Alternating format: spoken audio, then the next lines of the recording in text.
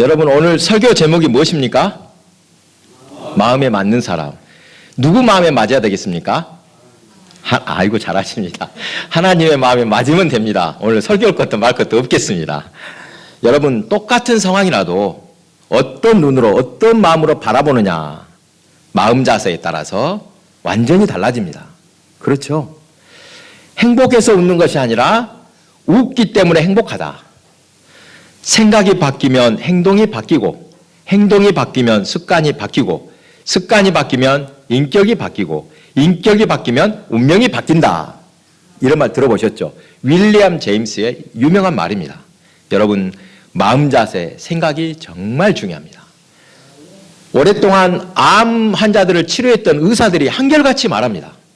똑같은 치료를 해도 환자가 희망을 품고 긍정적인 마음으로 치료를 하면 경과가 분명히 좋습니다.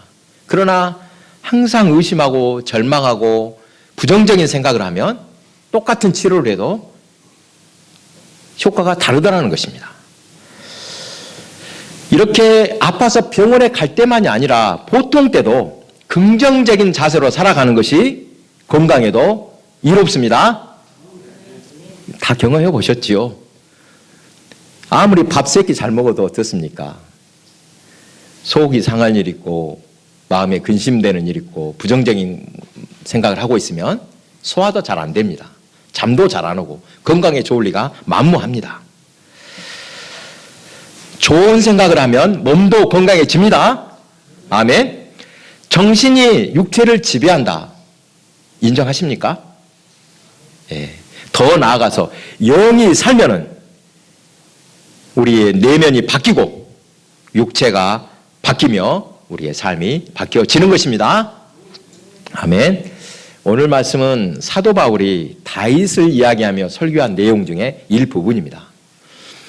다윗은 하나님의 마음에 맞는 사람이다 라고 합니다. 겉모습이 아니라 뭐가 맞았다고요? 내면의 마음이 하나님의 마음과 같았다. 그래서 하나님께서는 다윗을 통해서 하시고자 한 것들을 다 이루었다고 말씀하셨습니다. 다윗이 어떤 사람입니까? 여러분 생각할 때 다윗이 대단한 사람이었습니까? 처음부터? 사실은 베들레헴이 산골이죠. 양치는 소년이었습니다. 그러다가 이스라엘 역사상 가장 위대한 왕이 되었고, 또 중요한 것이 무엇입니까? 예수님이 어디에서 왔다? 다윗의 자손으로 오셨습니다. 어떻게 그럴 수 있었습니까? 하나님의 마음에 딱 맞는 사람이었기 때문입니다. 다윗의 마음, 그의 가치관, 정체성이 하나님의 마음에 맞았다는 것입니다. 다윗과 비교해 놓을 만한 사람이 사울왕. 둘을 비교해 보면 분명한 차이가 있습니다. 사실은 둘 다 미리 하나님이 예정하신 사람입니다. 그렇죠? 너는 특별히 선택해서 왕을 세워주겠다. 사울의 집안, 원래 거기도 베냐민 지파니까 큰 지파는 아닙니다만 다윗보다는 훨씬 낫었습니다. 그렇죠. 외모, 사울의 외모를 뭘 하겠습니까? 다른 사람 보통 어깨 높이만큼 키가 더 크다고 했습니다. 건강했습니다. 여러분, 둘 다 이스라엘 왕이 되었으나 왕이 된 후에 서로가 너무나도 다른 가치관, 정체성을 가지고 있었기 때문에 그 결과도 분명히 달랐습니다. 여러분, 사울 한번 보십시오. 사울은 어떤 정체성이 있었는가? 사울도 처음에는 겸손했습니다. 아시죠? 자, 사울의 집에서 나귀를 잊어먹었을 때 그 나귀를 찾아서 헤매고 있다가 누구를 만납니까? 선지자 사무엘을 만납니다. 그래서 사무엘이 그를 보고 너는 장차 이스라엘을 다스릴 왕이 될 것이다 말해 주었습니다. 그때 뭐라고 합니까? 사울이 이렇게 대답합니다. 사무엘상 9장 21절입니다. 나는 이스라엘 지파의 가장 작은 지파 베냐민 사람이 아니니까 또 나의 가족은 베냐민 지파 모든 가족 중에 가장 미약하지 아니하나이까. 사울은 이렇게 왕으로 선택될 때에도 부끄러워서 숨었지요. 진보다리 속에 숨었다고 했습니다. 그러나 왕이 되고 시간이 흐른 후에 하나님의 뜻보다는 자신의 왕궁 광화를 위해서 여기에만 전념을 했습니다. 그러니까 사울의 정체성은 무엇인가? 하나님보다는 자신의 권력욕이 앞섰다는 것입니다. 하나님의 뜻이 무엇인지 관심이 별로 없습니다. 뭐에만 관심이 있습니까? 자기와 자기 아들들이 대를 이어서 이 왕권을 잘 유지해야 되는데 여기에만 관심을 갖고 이것을 위해 살았다는 것입니다. 또 명예에도 집착했습니다. 시기심이 많았지요. 사람들이, 백성들이 나를 뭐라고 하든가, 나보다 다윗을 더 높이는가 안 높이는가, 이런 거에 관심을 두었습니다. 하나님을 높이는 마음이 없었습니다. 사울왕은 그 사람도 기도하지 않은 사람은 아니죠. 기도한 걸 아시죠? 기도했습니다. 기도하면 뭐합니까? 문제는. 무엇 때문에 기도합니까?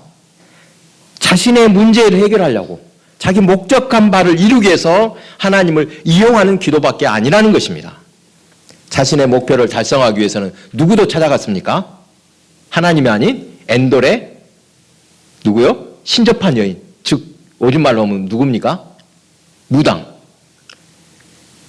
무당도 아무 생각 없이 찾아갑니다. 무당이면 어떻고? 자신의 욕심, 권력과 명예에 대한 집착으로 살았습니다.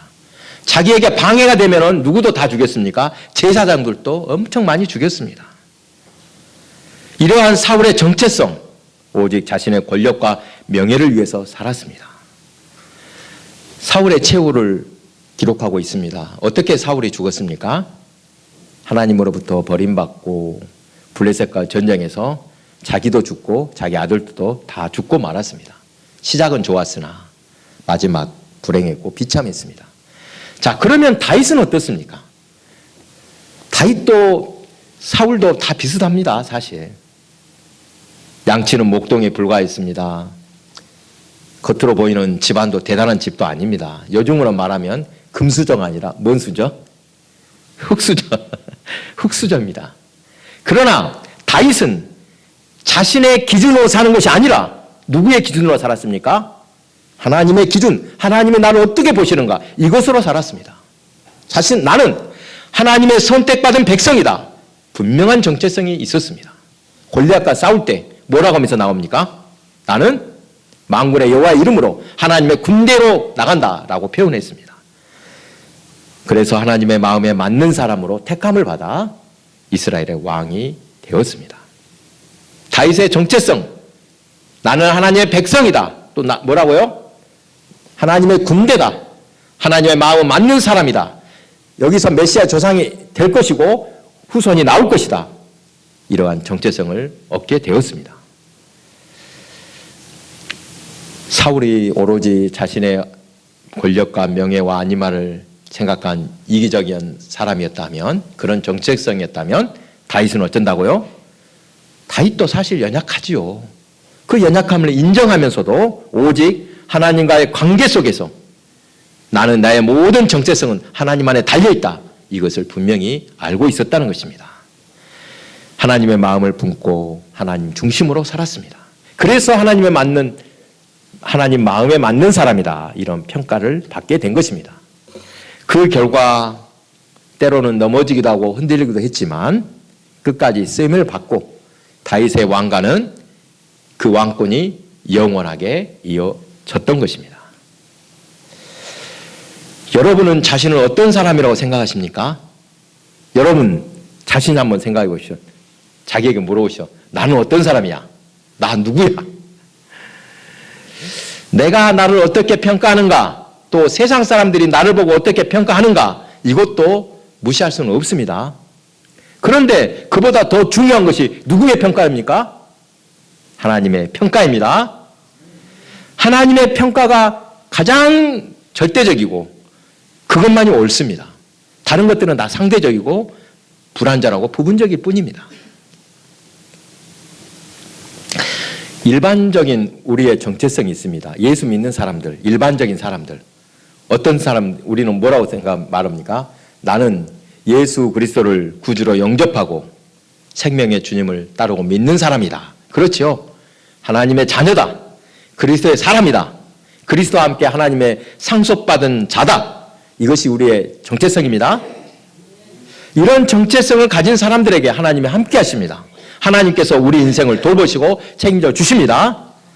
자, 그런데 여기서 조금 더 나아가서 구체적으로 우리 자신의 정체성도 분명히 찾아봐야 됩니다. 일반적으로 예수 믿는 사람에게 똑같이 있는 이런 정체성에다가 나에게만 특별히 역사하셨던 하나님, 그 은혜가 있어야 한다는 것입니다. 우리 과거를 돌아보면 하나님이 어떻게 역사하셨는가, 하나님의 손길을 경험하고 또 하나님께서 나에게 역사하신 그 모든 것들이 우리의 정체성이 됩니다. 그때 하나님이 이렇게 하셨지. 그래, 하나님이 이런 분이야. 하나님께서 나를 어떻게 보시냐? 이거 중요합니다.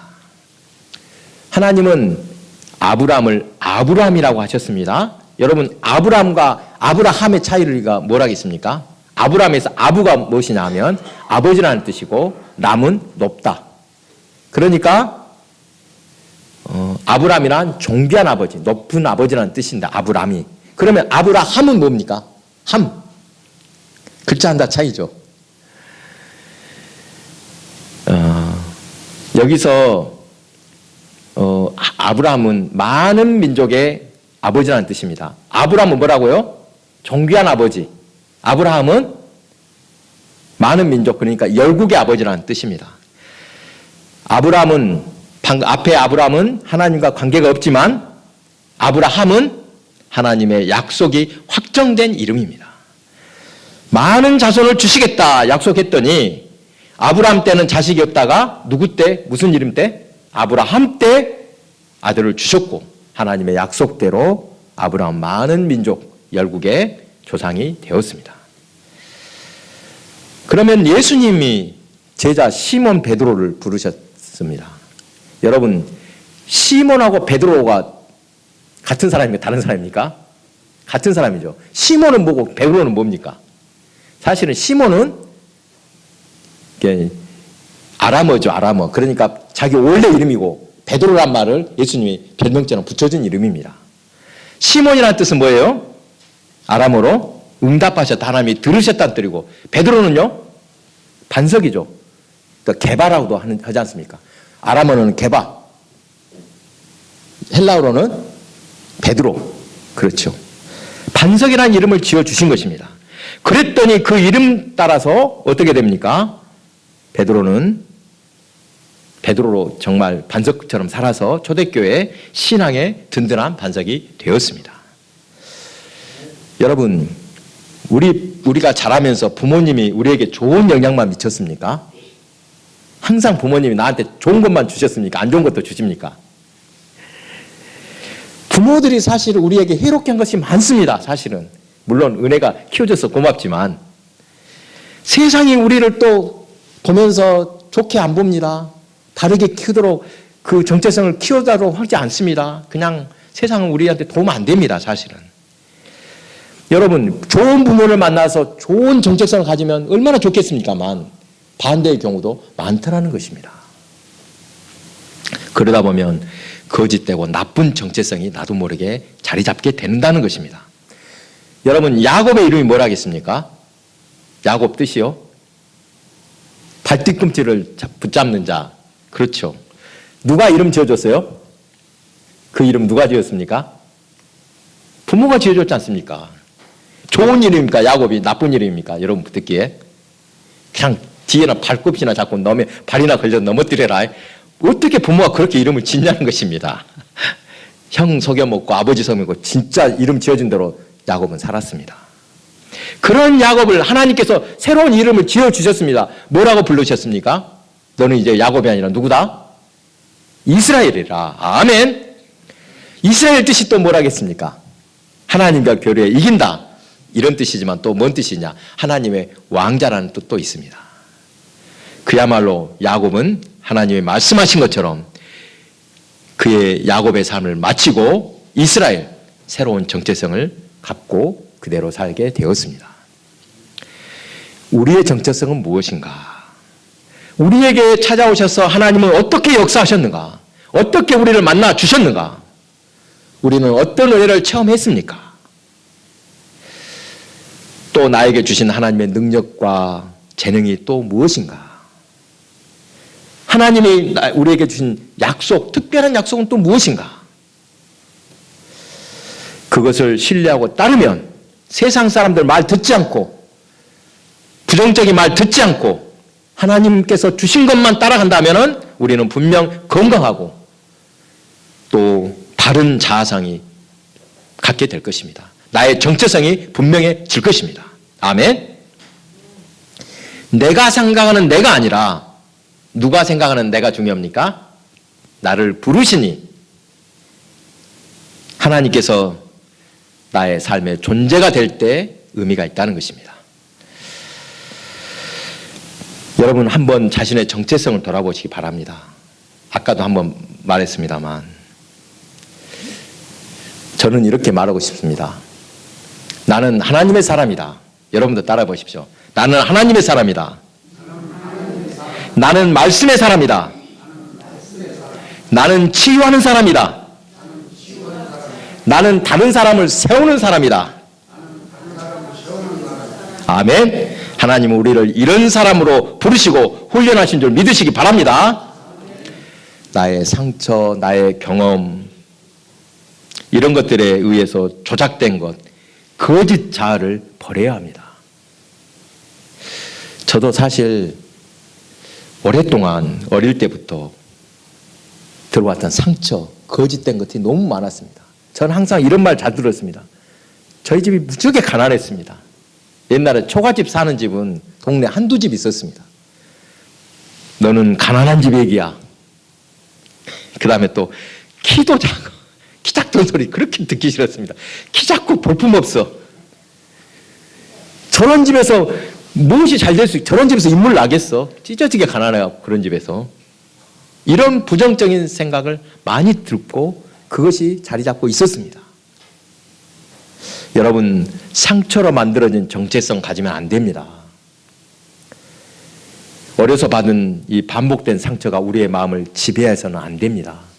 사실 상처가 성격을 만든다고 하지 않습니까? 어떤 불행한 일이라도 그것을 해석하는 방법에 따라서 완전히 달라집니다. 그렇죠? 치유가 바로 그런 것입니다. 옛날에 받았던 것들, 옛날의 상처들을 어떻게 볼 것인가? 여러분, 이렇게 왜곡되고 깨어진 자아를 바로 돌려놓는 것, 이것이 치유입니다. 하나님의 형상으로 변화시켜 가는 것. 옛날 것은 다 가짜야. 그건 다 없은 거 지워버려야 돼. 이러면서 하나님의 치유가 일어나는 것입니다. 건강한 자아상, 건강한 정체성, 하나님께서 보시기에 맞는 정체성을 갖는 것이 얼마나 중요한지 모릅니다. 이 정체성은 자신의 일생을 결정짓습니다. 나는 이런 사람이야 라고 하면 그 사람대로 된다는 것입니다. 우리의 또 영혼까지 결정적인 영향을 미치게 됩니다. 나도 모르게 순간적으로 자동적으로 떠오르는 생각들, 이것을 자동적 사고라고 합니다. 이게 상담이나 이런 심리학에서 나오는 말입니다. 여러분 자동으로 떠오르는 것들이 대부분 좋은 생각일까요? 나쁜 생각일까요? 여러분 무슨 일이 생각나는데 탁 자동으로 뭔 생각이 떠올랐다. 그런 생각이 대체로 좋은 생각이던가요? 나쁜 생각이던가요? 좋아요. 대부분 부정적으로 탁 떠오르지 않습니까? 그렇게 될 때 그대로 따르면 안 된다는 것입니다. 이것은 생각일 뿐이다.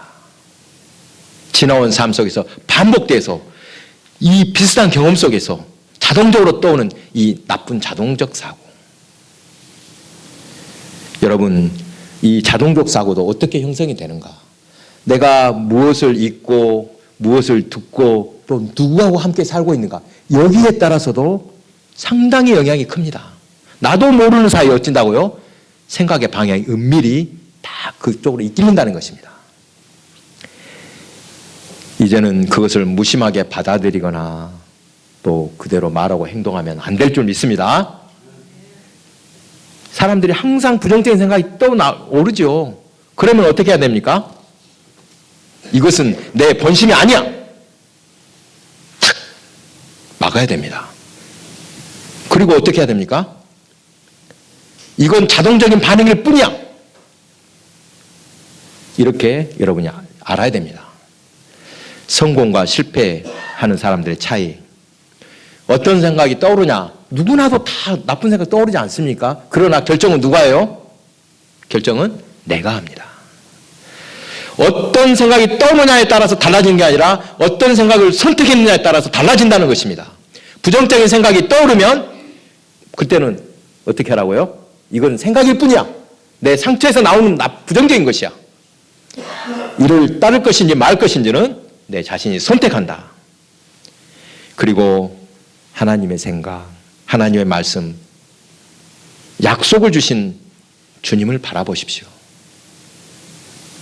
그러면 어떻게 됩니까? 이것을 반복하다 보면 새로운 생각들로 내가 습관이 되어지고 그것이 점점 더 그렇죠. 우리 인생을 영향을 미치고 새로운 정체성이 된다는 것입니다. 여러분 인생에서 가장 치열한 전쟁 밖에서 일어납니까? 내면에서 일어납니까? 여러분 뭐 때문에 힘듭니까? 밖에 사람들이 나 괴롭게 하니까 힘듭니까? 사실은 그렇죠. 항상 나를 괴롭히는 사람이 누구예요? 따지고 보면 전 남편 때문에 못 살겠어 이겁니까? 사실은 내가 그것을 긍정적으로 받아들이지 못하니까 내가 괴로운 거 아닙니까? 그렇죠. 성공과 실패 이 전쟁이 마음속에서 결정이 된다. 이 전쟁은 외부의 적이 아니라 뭐라고요? 네, 내면의 문제이구나. 상황이나 사람이나 과거가 아니다. 지금 떠오르는 나쁜 생각들 이것을 따를 것인가 거부할 것인가 누구에게 달려있다? 네, 자신에게 달려있다. 기억하시기 바랍니다. 그러므로 우리 자신의 마음을 지켜야 합니다. 성경은 우리에게 이렇게 말씀합니다. 잠언 4장 23절 모든 지킬 만한 것 중에 더욱 내 마음을 지키라. 생명의 근원이 이에서 남이니라. 부정적인 생각이 나의 방향을 결정하지 못하도록 내가 의식적으로 통제해야 합니다. 그렇죠. 이 생각은 내게 어떤 행동을 하라고 하는가? 이 질문을 던져야 됩니다. 내가 이 생각을 따르면 어떻게 될까? 마음을 지키는 가장 좋은 방법. 마음에 저장한 진리의 말씀. 하나님의 긍정적인 마음을 가지고 나를 관리하는 것입니다. 나쁜 생각이 뛰어나면 어째요? 하나님은 이렇게 원하지 않으셔. 하나님이 이렇게 말씀하셨어. 다른 마음을 분명히 줍니다. 여러분 항상 두 마음 있지 않습니까? 그리고 중요한 것이 자신과의 대화입니다. 여러분 하루에 제일 말 많이 하는 사람 누구하고 제일 많이 합니까? 이렇게 문제 내면 다 틀립니다. 예? 둘이요? 부부끼리 말해. 부부보다 더 말 많은 사람 누구예요? 누구랑 많이 해요? 사실은 우리 생각에서 나하고 말하지 않습니까? 그러죠. 제일 말 많이 하는 사람 수만 가지 수천 가지 말을 주고받고 혼자 이러면 어쩔까 저러면 어쩔까. 여러분 만약에 그런 대화 중에 나오고 말하는 중에 나쁜 생각 조롱하거나 비아냥거리는 소리로 가득 차면 어떻게 됩니까? 나는 그렇게 짜잔한 사람이야. 별 볼 일 없어. 너는 왜 이러니? 맨날 이런 생각 꽉 차면 어떻게 됩니까? 기회가 와도 몸이 반응하지 않습니다. 진짜 좋은 환경이 와도 어떻습니까? 나는 원래 할 수 없는 사람이야. 이렇게 주저앉는다는 것입니다. 그러나 좋은 말을 주고받는다. 그러면 어떻게 됩니까? 실패해도 어때요? 나는 끝났다가 아니라 뭐라고요? 실패 속에서 뭐랍니까? 그렇죠. 아, 이 경험을 통해서 나는 무엇을 배웠는가? 세상에 공짜 없다. 스스로 묻고 스스로 해결해 나간다는 것입니다. 같은 사건이라도 해석을 어떻게 하느냐에 따라서 전혀 다른 인생으로 이끌고 간다. 기억하시기 바랍니다. 또 이런 것을 한 번만 끝나면 됩니까? 여러분 절대 이런 생각 이러니까 한 번 해야지 하고 한 번은 끝나지 않습니다. 끝나면 그만입니다. 어떻게 하라? 항상 반복되라. 반복된 생각이 결국 나의 생각을 통제하게 됩니다. 그렇죠. 그래서 생각을 지킨다. 이것은 따지고 보면 나의 미래를 결정하는 중요한 일이다. 기억하시기 바랍니다. 한 사람의 인생은 자신이 반복해서 품은 생각의 결과다라고 합니다. 인정하십니까? 그렇죠. 내가 어떻게 생각하냐에 따라서 내 삶이 통해지고 그 삶이 나의 인생이 된다. 어떤 생각을 하느냐에 따라서 인생이 바뀐다. 아멘. 생각은 결정을 바꾸고 결정은 행동을 바꾸며 행동은 습관을 바꾸고 습관은 결국 내가 어떤 사람인지 결정합니다. 이제 따라합니다. 다시. 나는 하나님의 자녀입니다. 나는 왕같은 제사장이요. 하나님은 나를 살리는 사람으로 세우셨습니다. 나를 향한 하나님의 놀라운 계획이 있습니다. 아멘. 하나님을 사랑하는 사람에게 모든 것이 협력하여 선을 이룹니다. 아멘. 이것도 따라해야 되는데 안 따라했습니다. 날마다 이렇게 고백하며 하나님의 마음에 맞는 성도로서 2026년 지난주에 제목이 뭐였습니까? 표대를 향하였습니다. 이번에는요. 표대를 향했으면 여러분 우리 내면을 바라보고 우리 내면을 치유하며 그렇게 긍정적인 사람, 하나님의 마음에 맞는 사람으로 2026년 살아가는 저와 여러분 되시기 바랍니다.